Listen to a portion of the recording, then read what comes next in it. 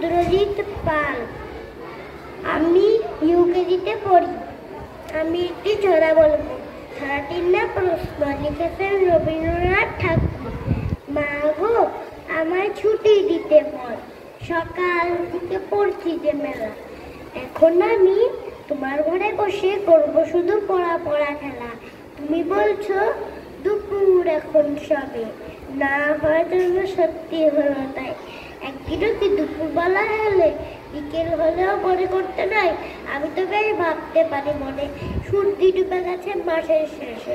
বাগদি বুড়ি চুবড়ি ভরা নিয়ে সব তুলছে পুকুর ধারে এসে।